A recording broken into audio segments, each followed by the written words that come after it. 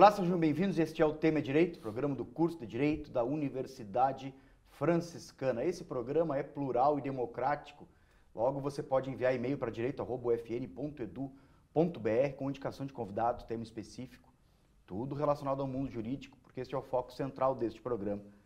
Há mais de 10 anos tem o objetivo de levar até você a informação a respeito do mundo jurídico, esse mundo tão complexo, contingente, que altera a vida das pessoas dia após dia. Meu convidado de hoje, com muita alegria, recebo o Dr. Francisco Schuch Beck. Seja bem-vindo, meu amigo. Obrigado, professor Cristiano. Agradeço o meu professor de processo civil na Universidade Federal de Santa Maria. Agradeço o convite, agradeço ao curso de Direito aqui da UFN a oportunidade. Francisco, vamos falar um pouquinho sobre a magistratura, sobre o exercício da magistratura. Tu já não é mais tão iniciante na magistratura, né? A gente estava conversando antes, já são 7 anos. Mas qual é o desafio, assim, logo que se entra, né? O que tu pode deixar para os nossos alunos a respeito disso? Até porque muitos têm uma visão e daqui a um pouco, né, pode encontrar uma realidade ali que não era esperada. O que tu pode nos adiantar aí sobre isso? Eu já faz 7 anos, estou no 7º ano de magistratura. Ainda me considero iniciante, mas já aí com alguma experiência. O maior desafio que eu encontrei quando eu assumir efetivamente a jurisdição é a carga de trabalho, que a gente tinha um certo vislumbre, mesmo eu tendo sido servidor do judiciário, tinha uma ideia, mas ainda guardamos uma certa visão um pouco romântica da magistratura, assim. Mas o dia a dia é complicado, o volume de processo é avassalador, principalmente no começo da carreira, que a gente faz a clínica geral, que chamamos, né? Pega tudo, todas as matérias, e a gente acaba não tendo tempo e condições de se dedicar a cada um dos processos como deveria. Eu acho que o EPROC é muito bom, ele facilitou muito para todos os operadores, só que ele tem que ter é necessário uma mudança de concepção, de visão sobre o processo. Por quê? Explico. O EPROC terminou com o que a gente chamava de tempos mortos do processo, né? A juntada, numerar a página, isso não existe mais. Então, o processo naturalmente estará mais tempo concluso, aguardando a decisão do magistrado. E isto gera ansiedade para o magistrado, para a assessoria, para o advogado e para a parte. Só que a gente tem que entender, se antes o processo do ajuizamento até a sentença levava 2 anos, e desses 2 anos ele passava no total 2 meses concluso, por exemplo, e se hoje ele levar os mesmos 2 anos, mas ele ficar 1 ano e meio concluso, o tempo total é o mesmo. O fato dele estar mais tempo concluso não vai demorar, não vai afetar a decisão final. Só que tem que mudar a concepção também. O advogado tem que compreender que hoje o processo ou ele está concluso ou ele está aguardando prazo. Está aguardando algum prazo de perito, do próprio advogado, de recurso, de resposta de um ofício, alguma coisa assim. Só tem essas 2 situações de movimentos processuais, não há mais aqueles outros. Então a gente vai ter que mudar, diminuir também a ansiedade de nossa parte e também por parte do público externo. É importante te ouvir falar sobre isso, porque assim, o sofrimento ele existe para todo mundo que trabalha com direito, que trabalha com processo. Isso é inevitável. Ajuizar uma ação pressupõe isso, né? Sim, e as pessoas às vezes ficam, eu imagino que às vezes as partes principalmente acham que o processo está lá e o juiz está fazendo nada, está tomando cafezinho, alguma coisa assim. Mas na verdade não, gera uma ansiedade ao juiz, o processo estar ali, né? O juiz quer resolver, quer que aquele processo saia da frente dele, mas o volume de fato, como eu disse, é invencível e há um tempo para isso.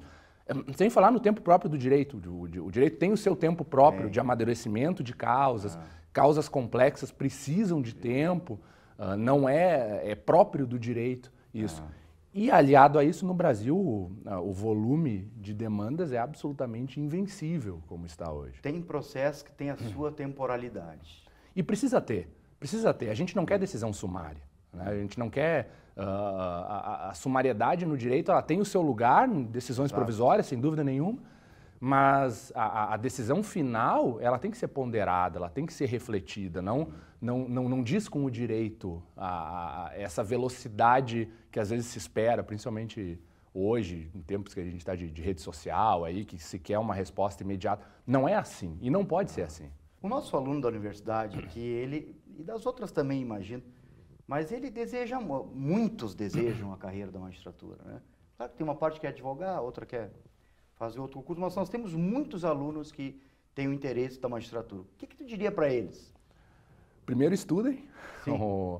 O concurso da magistratura, para aproveitar a pergunta e o gancho, ele, do ano passado para cá, esse ano foi o primeiro ano desse modelo, mas foi um modelo definido ano passado, ganhou uma complexidade a mais. Hoje há uma fase a mais no concurso, que é uma fase de habilitação nacional, que habilita para todas as magistraturas. Então, habilita para a magistratura do trabalho, para a magistratura federal, a magistratura militar e a magistratura dos estados. Todos que pretendem fazer prova para a magistratura têm que fazer essa prova. Então, o sujeito que está estudando para a magistratura do estado vai precisar estudar um pouco de direito do trabalho, vai precisar estudar um pouco de matéria federal. E passada essa habilitação, é que aí ele vai poder se inscrever nos concursos próprios que quer, do Tribunal de Justiça do Rio Grande do Sul, de outro estado, federal. E aí com todas as fases próprias já, que já são as tradicionais do concurso da magistratura. Então é um concurso longo, cansativo, com uma amplitude de matérias para se vencer o edital muito considerável, que se o aluno não vier com uma boa base, já desde a época da graduação, se torna invencível. Eu falo para alunos em começo de curso, já fui convidado em outras oportunidades, e eu sempre falo, aproveitem esse tempo que terão na graduação. Vocês nunca mais terão tanto tempo para estudar na vida de vocês. E se isso não for aproveitado, é muito difícil correr atrás depois dessa... Seja para a carreira que for depois, a gente está falando específico do concurso de magistratura, mas serve para qualquer carreira. Principalmente do tempo de amadurecimento, de reflexão, de leitura do que tem que ser lido. Eu sempre falo de leitura de livros consagrados, de se ler os clássicos, de se entender a tradição do direito. Perfeito falar nisso, Francisco. Porque depois, no concurso, na porta do concurso, é muito mais revisar o que tem que ser revisado, relembrar, do que aprender. Não é o momento de aprender e de consolidar conhecimento que deveria ter sido consolidado lá na graduação. A gente está vivendo um tempo diferente hoje, percebe-se, né? E eu acho que tu toca num ponto fundamental, que é a leitura dos clássicos, né? Como isso é importante, como isso... E vou te dizer, eu que estou dentro da universidade, assim, há tantos anos já, eu vejo que isso está se perdendo, sabe? Porque as pessoas, elas demoram a compreender. É próprio também da vida, a gente quando é jovem... Tem uma chavezinha lá que tem que virar, né? É próprio do jovem isso, né? A gente acaba entrando muito novo na universidade. Todo mundo sabe, essa é uma conversa até um pouco cansada. Mas o direito não nasceu ontem. Né? E essa compreensão dessa tradição do direito, da tradição da história dos institutos jurídicos, do DNA de cada instituto jurídico, na minha concepção é só na graduação que se consegue compreender, que se tem tempo para compreender isso, para formar uma base sólida e para daí sim alçar voos mais altos, seja depois na pós-graduação, na academia, ou seja na carreira que for escolher. Na tentativa de que a chave seja girada, né? Seja virada, como a gente costuma falar numa linguagem vulgar. Isso para alguns acontece um pouco mais cedo, outros mais tarde. Eu falo também para os alunos, eu não fui um aluno que eu fiz bastante festa na faculdade, aproveitei o que a universidade tinha para me oferecer, mas o meu único arrependimento é dos livros que eu não li e das matérias que eu não estudei como eu achava que deveria ter estudado. Eu não tenho outro arrependimento da época de faculdade. E foi difícil, eu demorei também para compreender isso, mas hoje eu queria, tem livros que eu ainda quero ler de direito e eu não tenho mais tempo hoje para parar e compreender a fundo. Eu preciso de um planejamento muito maior da minha vida, da logística da minha vida, para me debruçar sobre um livro que na graduação eu podia ter lido em 2 semanas, às vezes. Olha, não se pode ler tudo sobre tudo. Fica assim um consolo a respeito disso. Sem dúvida. Mas assim, e na faculdade a gente tem aquela propensão de, eu me identifico mais com tal matéria, não adianta, é isso. Faz parte, mas eu acho importante que a gente se teste também em outros campos, ao menos porque eu acho muito problemática a especialização precoce do direito. Eu acho que a gente... Porque o direito é um só, ele tem uma unidade, ele tem a sua unidade própria e que a gente precisa compreendê-la. A gente precisa compreender a filosofia do direito, a gente precisa compreender ao menos os princípios que regem cada um dos campos do direito. E não é só saber o nome deles, é compreender de fato a lógica própria dele, como é que ele opera, para daí sim a gente caminhar depois em alguma especialização. Eu acho muito muito ruim esse aluno que já do começo se direciona quase cegamente para uma área e abandona, eu não vou trabalhar com isso. Mas precisa compreender o todo. Se quer chamar jurista, precisa se compreender o todo. Especializa depois. Principalmente hoje que a gente está vivendo um tempo de interdisciplinaridade, né? Assim, ostensiva, diferente. Eu acho que isso, porque com o passar do tempo o direito ele vai se comunicando de uma forma com ele próprio, Sim. Que muda totalmente de como isso era feito lá na década de 80, 90. Na minha concepção, a gente ainda é positivista, a gente ainda vive o positivismo. A gente tenta dizer que não, mas a gente ainda vive. Mas o positivismo, ele mesmo, ele foi pernicioso nessa questão, que ele rompeu com a unidade que o direito tinha antes. O direito teve essa unidade que a gente está tentando buscar, ele teve em algum momento. E ele conversava mais com o real, com a realidade, ele se debruçava mais sobre questões próprias, às vezes afeitas a outras matérias, a outros campos do saber. E houve esse rompimento, a gente está tentando resgatar isso meio da nossa maneira, meio atrapalhada, mas é um problema, o direito acabou se afastando dos outros saberes. Qual é a tua perspectiva de futuro assim, na magistratura? Como é que tu está vendo em relação ao número de processo, esses movimentos de desjudicialização? O sistema ele tá em movimento em relação a isso, né? A gente está vendo aí que tem orientações para inventário, partilha, e divórcio, extrajudicial, inclusive com incapazes e tal. Há uma tentativa sistêmica de deslocar, né? De deslocar o consenso, pelo menos, para o extrajudicial. Como é que tu está vendo isso?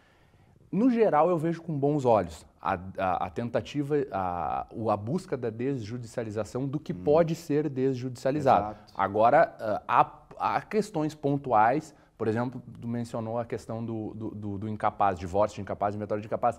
Eu acho que aí a gente pode ter alguns problemas. Aí talvez seja um passo um pouco além, num movimento que me parece interessante, mas que tem que ser ainda pensado. Mas no geral me parece bom. É outro que vai, né, Francisco? Eu vejo, a execução, eu acho interessante o movimento, também a gente tem que ter alguns cuidados, mas, por exemplo, eu sempre cito o caso da execução fiscal.